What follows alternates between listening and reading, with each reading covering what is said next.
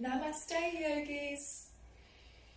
So I thought I'd make this video on sun salutations, so saluting to the sun, giving our offerings, our gratitude to the sun. So again, you know, if you do put the time in a couple of times a week, it will make all the difference to you learning the sequence, and it will make a difference to your lives. But don't feel under any pressure to have to do that. This is just here just as an option. So there are quite a few different ways to do sun salutations, and the way I do it is kind of a bit of a hatha yoga style sun salutation. And yeah, let's start anyway. So we come to the front of our mat, so leave about a foot's length from the front of the mat, and then we find our Tadasana, so remembering all those principles that we've touched upon, and I can touch upon those again some other time. So really maybe picking those toes up. I'll just run through a few bits of the Tadasana. So picking the toes up and then replacing one toe down at a time, if you can, to find all four corners of the feet. And then really making the legs strong, feeling a real lift from your legs and your feet, but plugging into the floor, and then tucking the tailbone under, lifting the shoulders up and round. And keep that nice yogic breath going. Now, when you come into the prayer, you can either, what we do in class is hands in prayer, and then inhale up to the sky and exhale down to the earth. You can also inhale the arms open, so prayer up to the sky, and then exhale prayer to the earth. So it's whichever feels nice for you, really.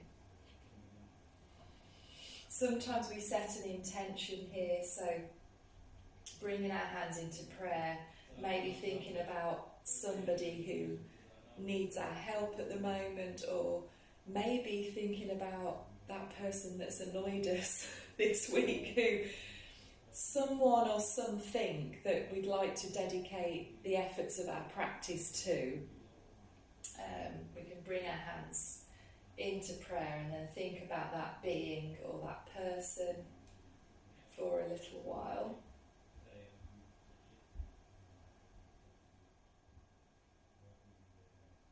And open our eyes again. So then we inhale our hands into prayer up to the sky, just looking up at the thumbs, so not straining the neck, just really using our eyes mostly to look up at those thumbs.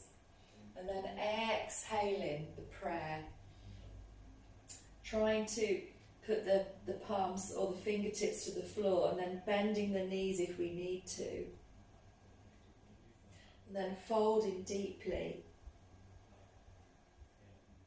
And then inhale, looking up, coming to as flat a back as we can. So inhaling, lifting and lengthening the spine, and finding equal weight on the fingertips and the feet if we can. So inhaling and then looking forward, or at least on the ground, but looking forward of the ground. Then bringing the right leg back to lunge. And we're going to really press into the palms. The more we can press into the palms, then the more we will strengthen our shoulders. And then left leg back, lifting the hips up to downward facing dog. Relaxing the head down, spreading the fingertips, 10 fingerprints into the mat. Really breathing with sound.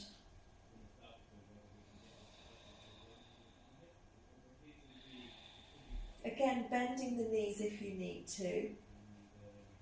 Now, when we're in this position, it's better to have the spine lengthened and the knees bent.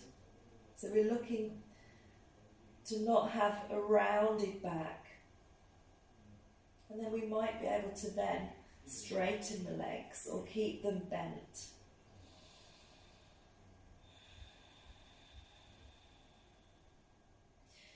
And we're looking really to kind of rotate the lower arms inwards, but the upper arms slightly outwards, which takes practice, so just be kind to yourself.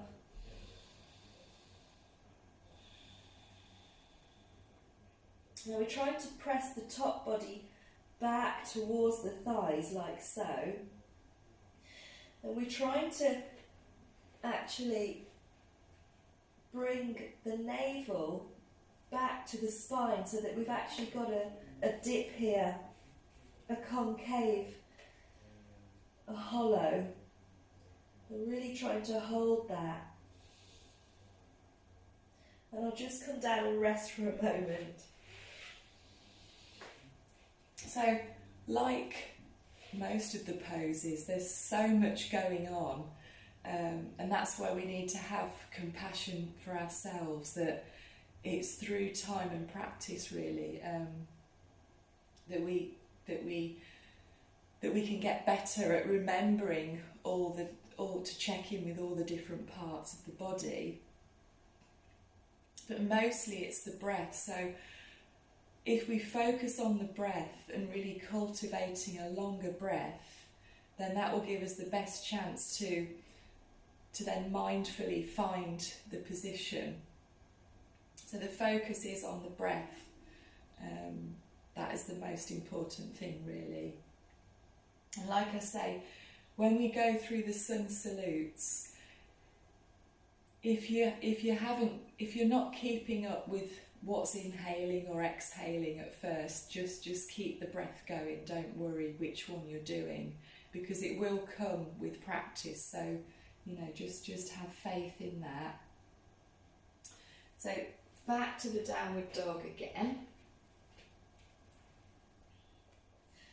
And then ideally we're going to inhale coming forward to plank, or our version of the plank, respecting the body that we're in. So what I do is I roll from the heels up to the legs, over the back and to the arms.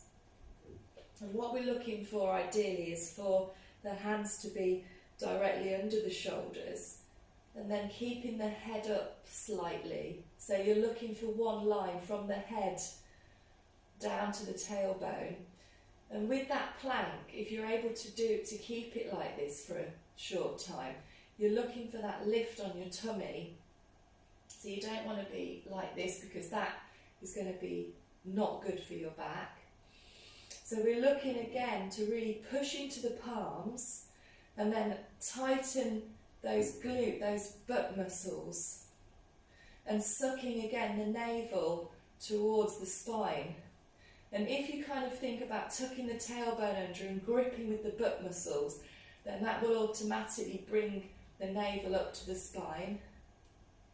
And you're really pushing the heels out here. And then if you're not able to come into the plank, you can drop your knees straight away. But if you've come into the plank, then we drop knees, chest, chin to the floor, elbows in, keeping the bottom up in the sky, keeping the toes tucked, and then inhale, sliding the legs back and the tummy forward, keeping the elbows in. And then we're going to be pushing the tops of the toenails into the mat here, really stretching forward with the chest and smiling maybe. And then exhaling, pushing the seat all the way back to the heels, and then straightening the legs to downward dog, keeping the head relaxed.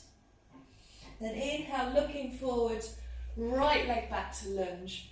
And you can actually drop the knee and release the toe if you need to, and then pick it up. Left foot meets the right. Fold deeply. Exhale. Inhale, hands into prayer. Reach up, arch back slightly. And then exhale, hands to the heart. Prayer to the heart. Whew, and it soon gets you warmed up if you do a few a few rounds of these in the morning. So we do the right side and then the left side, and that is one round when we've done the both sides. So I think I've just done one side, so let's do the other side. So finding that Tadasana again, hands into prayer,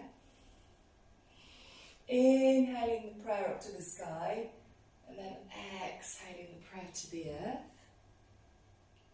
Bring the head down, and then lifting up, lengthening halfway, and then exhale, looking forward still, left leg back, and again, like I say, you can drop the knee down for a moment and release the toe, or just keep it as so.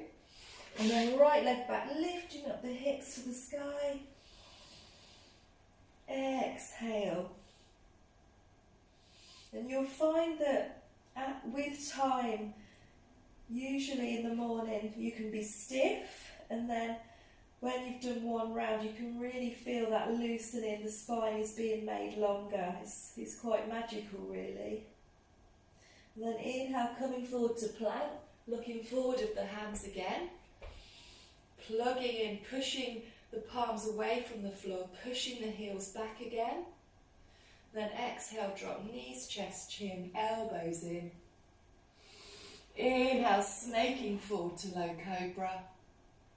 And then exhale, seat all the way back to the heels or wherever you can get them to, bringing the head inside and then keeping that position there and then straightening the legs. And then inhale, looking forward, bring the left leg forward, again dropping the knee if you need to, and right leg forward and fold deeply. Then inhale, reaching up, really meaning it, stretching our sides, our tummies, everything there, and exhale, prayer to the heart.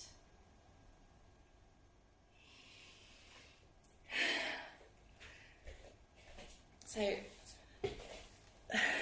thanks for watching.